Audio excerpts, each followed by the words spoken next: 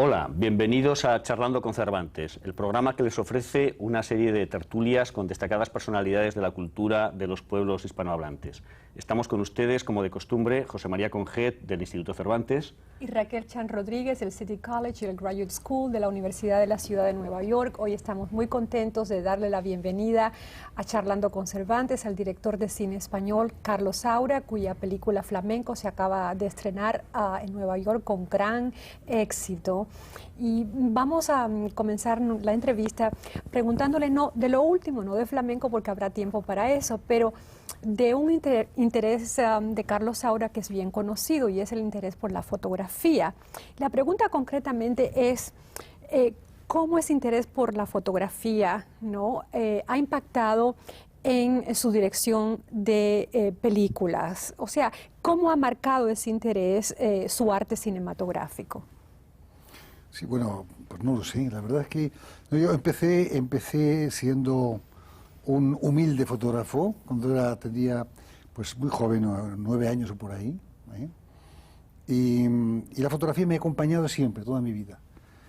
Incluso ahora todavía la sigo practicando. Tengo mis cámaras fotográficas, en mi casa tengo un pequeño laboratorio, me amplío yo mis fotografías, hago las ampliaciones.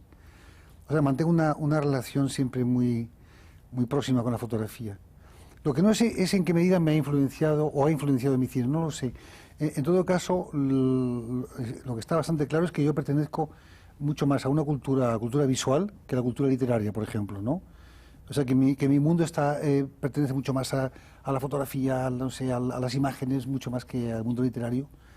Y luego, más tarde, he tratado de recuperar ese vacío un poco que tenía, ¿no?, de ausencia del mundo literario, y me ha costado mucho trabajo, ¿no? He tenido que recuperar leyendo y tal y cual, pero siempre el mundo visual está, digamos, quiera o no quiera, es más poderoso. ¿Y esas imágenes fotográficas en seguimiento de la pregunta o esas fotos que toma, están encadenadas o son lo que podríamos decir una instantánea y ya, y se pasa a otra cosa, otro tema, o tienen un hilván? Es una cosa un poco extraña porque yo he sido profesional cuando era joven, ¿no? 3 o 4 años me dediqué intensamente a la fotografía como profesional. Y luego ya pues me metí en el mundo del cine y ahora soy un activo amateur. Lo cual quiere decir que hago un tipo de fotografía muy personal, muy íntima, que no se proyecta, que no he hecho ningún libro, no he publicado nada, algún día quizá.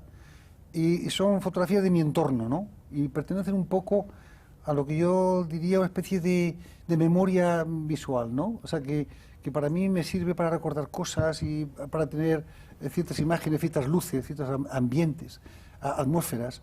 Mi familia también, o sea, fotos familiares, mis amigos. O sea, es un mundo un poco que me rodea, ¿no? Va todo mezclado, no hay una unidad, ni hay una idea, ni hay un sentido en absoluto de hacer arte, entre comillas, con la fotografía, en absoluto, ¿no? Son buenas fotografías, porque soy un fotógrafo bastante discreto, de buena calidad, pero ya digo, en todo caso, si se juntaran todas, creo que, bueno, que yo estaría ahí, ¿no? En medio de todo eso estaría yo. Y luego me hago mucho autorretrato, es mi vanidad, ¿no? Porque tengo que probar mis máquinas, porque tengo una pequeña colección de máquinas fotográficas, y ya mis hijos y mi familia me huye. Cuando yo voy a hacer una foto, papá, no, otra vez no. Los niños desaparecen, mi mujer desaparece, entonces me tengo que hacer yo las fotografías en un espejo para probar objetivos y probar cosas. Entonces ya eso se ha convertido en una especie de inercia y me hago muchos autorretratos, ¿no? Y ahí están. Como ha dicho Raquel, estamos efectivamente todavía bajo el impacto de Flamenco, que es una película absolutamente extraordinaria. Y el otro día veía el final, que es una pura maravilla, ese movimiento de cámara, es algo que me dejó asombrado. Y yo pensaba que tú eres uno de los directores de cine españoles más innovadores, más aventurados o aventureros, que está siempre haciendo cosas nuevas, y al mismo tiempo mantienes una fidelidad a ciertas obsesiones temáticas y estilísticas. ¿Cómo se combina esta fidelidad y este deseo de renovación permanente? Si es que estás de acuerdo con...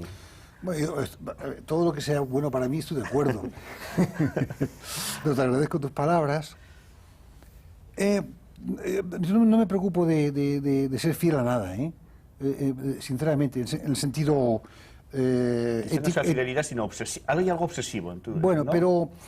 No, lo que pasa es que yo, en contra de lo que muchas personas piensan, que creen que soy una persona o un director como muy organizado y muy, no sé, un poco matemático y tal, yo tengo un caos muy grande en mi cabeza, ¿no? Muy, muy grande, y creo que consigo salir del caos casi siempre a base de la intuición. O sea, yo confío mucho en mi intuición, no en la de los demás, ¿eh? En la mía confío mucho. A veces ha sido un desastre mi intuición, como siempre, pero otras veces no. Pero yo considero que el cine y la vida, en mi caso, son dos cosas que caminan paralelamente, ¿no? Como pasa con tantos artistas, con lo que hacen, ¿no? Y en ese sentido, el cine refleja un poco mis estados de ánimo, lo que yo soy, y también un poco mi vida, ¿no? Traspuesta, evidentemente traspuesta, modificada, y mis obsesiones estarán allí, aunque yo no quiera. O sea, no me preocupo de que estén mis obsesiones, pero indudablemente deben estar en mis películas, ¿no? Y están las imágenes que a mí me gustan, y las búsquedas que yo, porque es verdad que tú has dicho una palabra que es un poco verdad, y es que yo me considero un aventurero del cine, ¿verdad? Porque a mí me gusta mucho la aventura, ¿no? Me gusta mucho el lanzarme por un camino que no está trillado y que para mí es innovador y es un poco experimental, y me estimula mucho cuando consigo dar un pequeño pasito en esa dirección. Desgraciadamente, como tú sabes, el cine hoy en día no está para esas experiencias y es cada vez más difícil, ¿no? El trabajar en ese terreno más experimental. O sea, los productores te piden cada vez más productos más hechos, más o menos conocidos, ¿no? Historias más o menos costumbristas o ya conocidas. En cuanto te sales de eso es muy difícil. Pero sí es verdad que me gustaría y sí, espero seguir esa aventura un poco que es el cine que va paralela a mi vida, ¿verdad? Pero continuando esto, es que a mí me sorprende, por ejemplo, se estrenó Dispara en España, que es una de las dos, antes te lo decía, hay dos películas tuyas que no he visto, esta es una.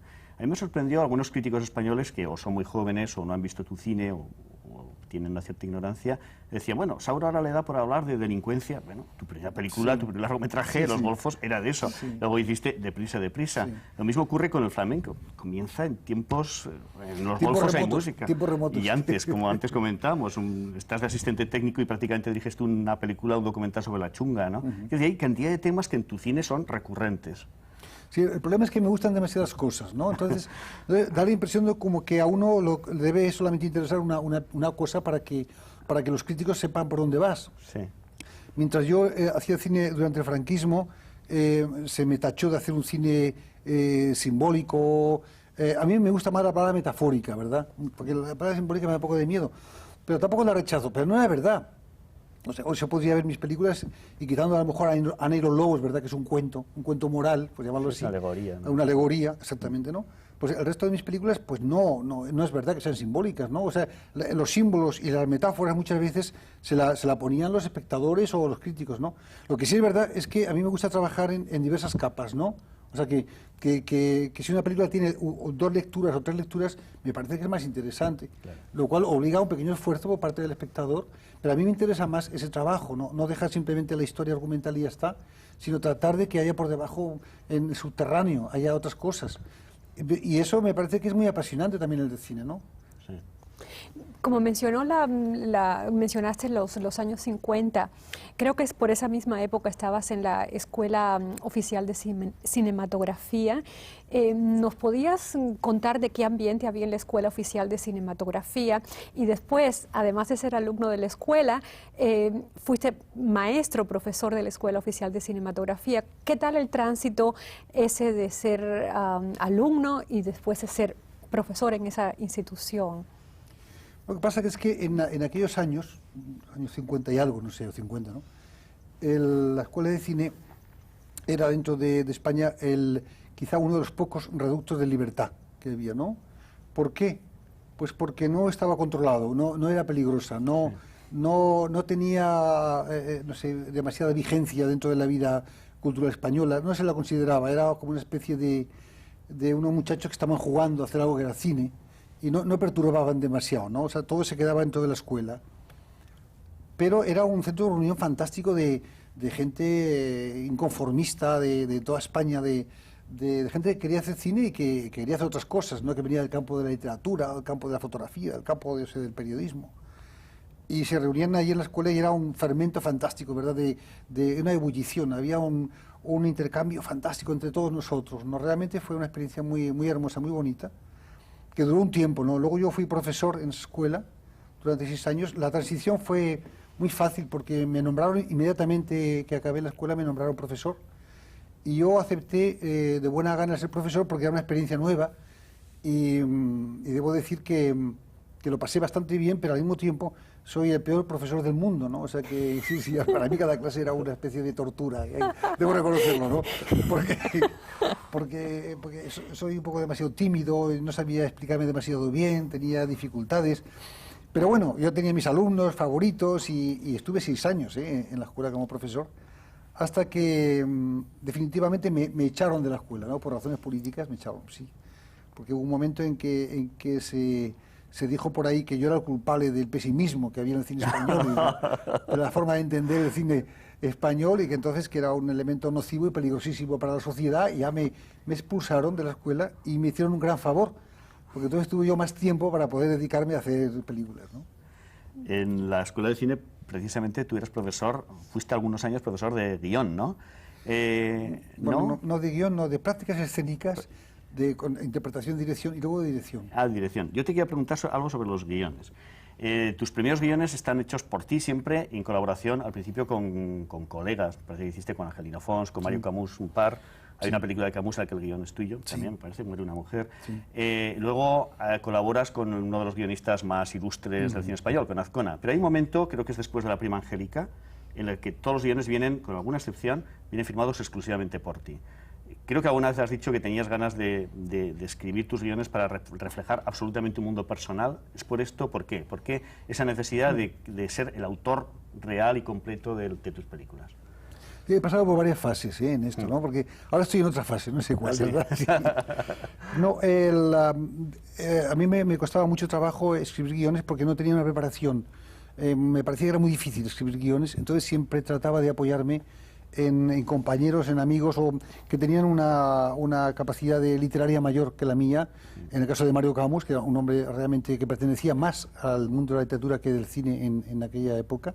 Angelino Fons y, por supuesto, Rafael Azcona, que es un guionista profesional excepcional, ¿no? Entonces, ellos han sido un poco mi apoyo. Yo no hubiera podido hacer un guión yo solo, seguramente. No estaba capacitado, no me veía capacitado, ¿no? Pero he aprendido mucho, ¿no? He aprendido poco a poco, he ido aprendiendo. Y llegó un momento en que yo necesitaba probarme a mí mismo si era capaz o no de escribir mis propios guiones. Debo decir, lo primero de todo, que todas las películas que yo he hecho, las ideas o son mías o han sido prácticamente mías, y el último tratamiento del guión siempre ha sido mío, y que la colaboración, he colaborado siempre, pero siempre el último tratamiento del guión para la película me lo he reservado para que no dependiera yo demasiado de nadie, ¿no? Ni siquiera fuera un ilustrador de las ideas de los demás, ¿no? Si en todo caso, y en el caso peor, ilustrador de mis propias ideas, ¿verdad? Y eso es una cosa que me obliga un poco, ¿no? Y bueno, luego ya en un momento determinado me sentí con fuerzas para escribir un guión solo, y el primero de ellos me parece que fue Criacuervos. Fue el primer guión que yo decidí, voy a hacer una película yo solo, y luego le cogí gusto, hice varias solos, y ahora empiezo otra vez a sentir la necesidad de compartir, no sé, compartir con alguien, ¿verdad?, las ideas, de partir ideas, conversar tal, y estoy tratando otra vez de recuperar el trabajar en colaboración. O sea que ya digo que estoy pasando por unas fases extrañas, ¿no? Ya. Pero nunca has actuado en ninguna de tus películas. No, he actuado una vez en un pequeño papel en una película. En Los Golfos salías un momento. Sí, quizá. Bueno, salía en el público allí de figurante, ¿no? No se te reconoce. No, pero hice un pequeño papel en El pisito de Marco Ferreri. En 9 cartas abiertas también te vi hace poco, pero volvimos a ver. Sí, sales un segundo hablando en una tertulia de intelectuales. En 9 cartas abiertas hice un pequeño papel con Rafael Azcona. Sí, es cierto. Sí, y José Iber, que era el protagonista, que era un hombre mayor, ¿no?, de esa película. Cuando yo estaba haciendo esa escena, le dijo al director: ¿quién es ese que es el peor director, el peor actor que he visto en mi vida? Y ese era yo. Bueno, y tenía razón, o sea que me considero el peor actor del mundo, ¿no? No, hay un actor peor que yo en el cine español, que es Luis Buñuel, que he trabajado yo con él, ¿no? Sí, de verdugo, lo hiciste hacer de verdugo en la película. Es todavía peor que yo, que ya es decir, peor. Bueno, me ha llamado la atención desde el punto de la perspectiva del público hispanoamericano, los dos temas que has escogido de las películas tuyas que conozco, tratando temas que son latinoamericanos, o sea, pienso especialmente en dos ejemplos: El Dorado, basado en esa figura increíble, interesante, Lope de Aguirre, y después Antonieta, en esta mujer, Antonieta creo que es Rivas Mercado, bueno, pues compañera, digamos, como se dice en términos modernos, de esa figura épica de la literatura mexicana, José Vasconcelos. Son figuras totalmente diferentes. ¿Por qué te atrajeron? ¿Por qué las seleccionaste? También por motivos diferentes. De todas formas, debo decir que mi atracción por Latinoamérica es una atracción de siempre, ¿no? O sea, especie de magnetismo, ¿no? Que me siento muy cómodo siempre que voy a Latinoamérica, ¿no? Muy cómodo, muy confortable. Es mi país y no es mi país al mismo tiempo. Y eso me gusta, la sensación de estar en casa. Y al mismo tiempo hay algo que naturalmente no es de mi casa, ¿no? Y me encuentro cómodo, me gusta la gente, me gustan las personas. He trabajado otra vez en otra película. Hay 3 películas que he hecho en Latinoamérica. La tercera es El Sur, un cuento de Borges, que hice hace 2 o 3 años, ¿verdad? O sea que tengo una experiencia, ¿verdad?, de Latinoamérica bastante intensa y siempre satisfactoria, y estoy siempre dispuesto a trabajar allí. Son proyectos diferentes, porque Antonieta era un proyecto que venía de Francia, ¿no? Que era la Gaumont, la gran casa francesa La Gaumont, quería hacer una película en México y me llamó para hacerla. El guión era de Carrier y el guión era sobre la historia de Antonieta Rivas Mercado, un personaje fantástico, estupendo, ¿no?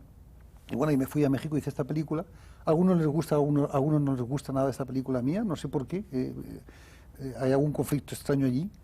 Yo lo hice como con el mismo entusiasmo de siempre, pero ya se sabe que a veces uno acierta y a veces uno se acierta, y eso forma parte de la vida, ¿verdad?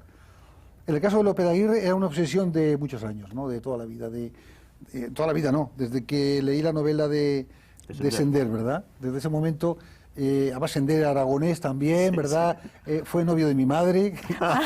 Sí, en los años jóvenes me carteé con él. Guión, además, sobre la familia, ¿no? Yo me carteé con él y entonces, bueno, pues no sé, era una obsesión hacerlo y conseguí hacerlo. Y es un tema que me sigue fascinando y estoy muy contento, muy satisfecho de esa película. Me parece que es una película que realmente demuestra, hay un lado ahí como anarquista, ¿verdad?, de una parte de España que es verdad, ¿no? Una parte de España que no se casa con nadie, un poco brutal, un poco bárbara, pero la época era bárbara y brutal, ¿verdad? También hay que tener en cuenta eso, ¿no? Y es una película que me gusta a mí, que hice con mucho cariño. Y a lo del Sur, bueno, el Sur pues es una maravilla, porque yo he sido siempre un adorador de Borges, ¿verdad? Es de mis escritores favoritos, me ha influenciado muchísimo en muchas cosas, ¿no? A mí todas estas cosas de los espejos, de los laberintos, de las imágenes que se reflejan, las cosas que van y vienen, no sé, es como si fuera un poco mi mundo, ¿no? Entonces trabajé muy cómodamente también en esa película y espero seguir haciéndolo en el futuro en Latinoamérica. Hemos hablado antes del guión. Ya quiero preguntarte algo en relación con otro aspecto de la dirección de cine en la que tú eres excelente. Es la dirección de actores. Tú has trabajado con actores enormemente conocidos y consagrados: Fernán Gómez, Fernando Rey, Raval, Maura o Banderas, entre los últimos. Pero has conseguido, por ejemplo, que iniciara una nueva carrera Alfredo Mayo, un actor que identificaba a todo el mundo con el franquismo, hizo el papel un poco de Franco en aquella película Raza, y tú, que eras el director rojo de los años 60, va y en una película roja como La Caza le das un papel protagonista y reincides luego en Pipernín Frappé. No solamente eso, coges un actor de comedias ínfimas en muchos casos como López Vázquez y haces de él un maravilloso actor dramático. ¿Por qué esas elecciones? O Pajares, por ejemplo, en Ay Carmela, ¿no?, que era un actor también de music hall o de revista, y le das un papel que es dramático y humorístico también.